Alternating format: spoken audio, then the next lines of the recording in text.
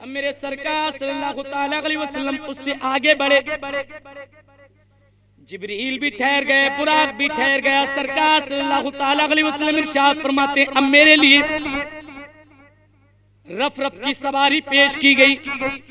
سرکار صلی اللہ تعالیٰ علیہ وسلم آگے بڑھے یہاں تک کہ عرش پہ پہنچے، اور سرکار صلی اللہ تعالیٰ علیہ وسلم عرش سے بھی گزرے گئے، اور جب عرش سے گزرے گئے تو عرش بھی حیرت میں گئے کہ مصطفیٰ جا کہاں رہے گے، مصطفیٰ تشریف کہاں لے جا رہے ہیں، مصطفیٰ کی منزل کہاں گئے۔ سرکار عرش سے بھی گزر گئے گے، سرکار ساتویں آسمانوں سے بھی گزر گئے۔ اعلیٰ حضرت ارشاد فرماتے ہیں عرش کی عقل تنگ ہے، چرخ میرا سمان گئے، جانے مراد آپ کی در ہائے تیرا مکان گئے، ہائے تیرا مکان گئے۔ سرکار فرماتے ہیں میں عرش سے بھی گزر گیا، پھر لامکانوں کی طرف گیا۔ سرکار ارشاد فرماتے ہیں میں آگے بڑھتا جاتا تھا، میں آگے بڑھتا جاتا تھا۔ سرکار فرماتے ہیں مجھے تنہائی کا احساس ہوا۔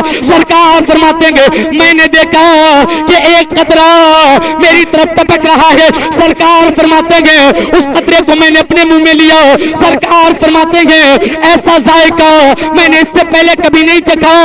سرکار فرماتے ہیں جیسے ہی وہ قطرہ میں نے اپنے منہ میں لیا، سرکار فرماتے ہیں میری تنہائی بھی چلی گئی اور مجھے علم ما کان و ما یکون عطا کر دیا گیا۔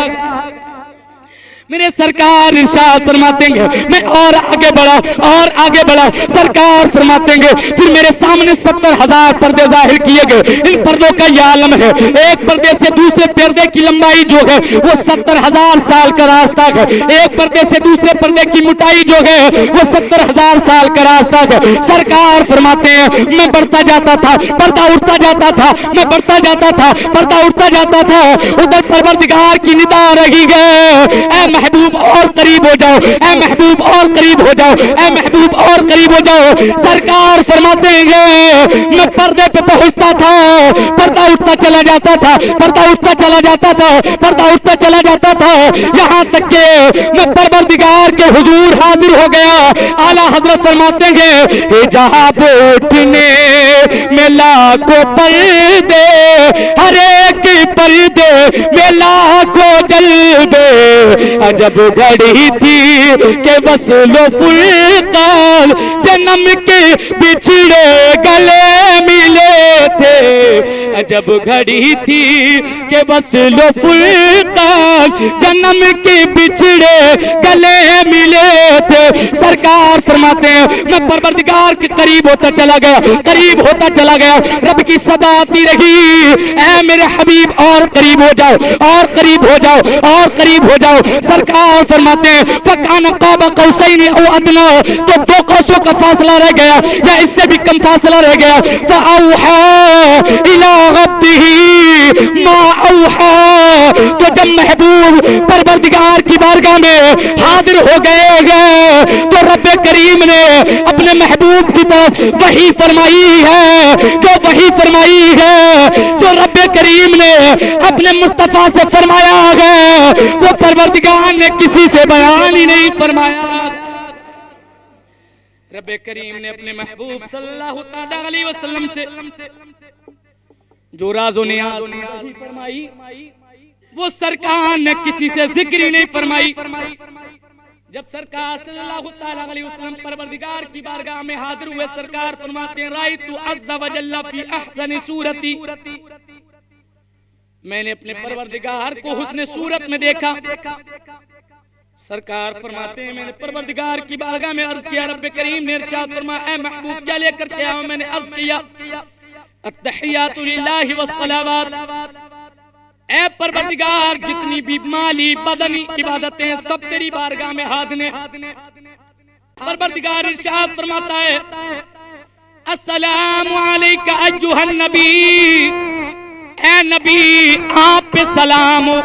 پروردگار کے حضور میرے سرکار حاضر ہیں، رب کریم اپنے محبوب پہ سلام بھیج رکھا گئے ایسے عالم میں بھی مصطفیٰ اپنی گناہگار امت کو فراموش نہیں کرتے. سرکار ارشاد فرماتے ہیں السلام علینا وعلی عباد اللہ الصالحین. اے پروردگار مجھ پہ بھی سلام ہو اور میری امت کے نیک لوگوں پہ بھی سلام ہو. سمجھ رہے؟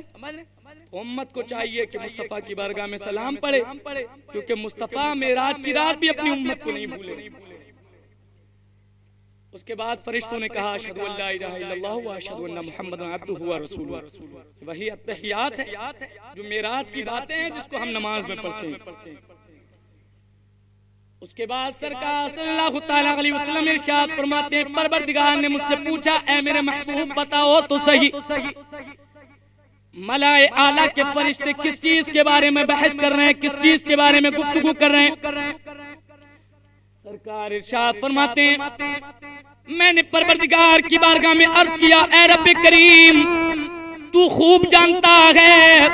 سرکار فرماتے ہیں پروردگار نے پھر اپنا دست رحمت و قدرت میرے دونوں شانوں کے درمیان رکھا گیا. سرکار فرماتے ہیں اس کی ٹھنڈک میں نے اپنے سینے میں محسوس کی گئے. سرکار فرماتے ہیں رب کا وہ دست رحمت و قدرت میرے دونوں شانوں کے درمیان رکھنا تھا.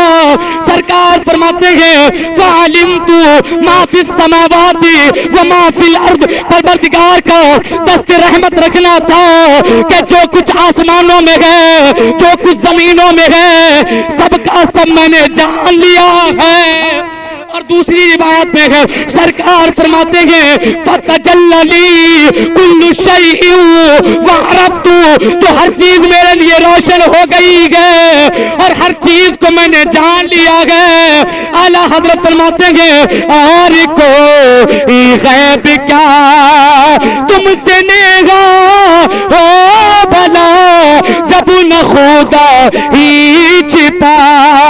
تم پہ کارو لو درود جب نہ خدا ہی چھپا. تم پہ کارو کعبے کے بدرو دجا. تم پہ کارو لو درود طیبہ کے شمس و ضحا. تم پہ کارو. سرکار فرماتے ہیں تو ہر چیز میرے لیے روشن ہو گئی اور ہر چیز کو میں نے جان لیا. سرکار فرماتے ہیں اللہ تعالیٰ نے شب معراج مجھ پہ بہت سی عنایتیں فرمائی, بہت سی نوازشات فرمائی. سرکار فرماتے ہیں اللہ تعالیٰ نے مجھے معراج کی رات 3 طرح کے علم عطا فرمائے. سرکار فرماتے ہیں ایک وہ علم جس کا پروردگار نے مجھ سے وعدہ لے لیا کہ میں ہر ایک کو بتاؤں, جیسے جنت کا علم, دوزخ کا علم, فرشتوں کا علم.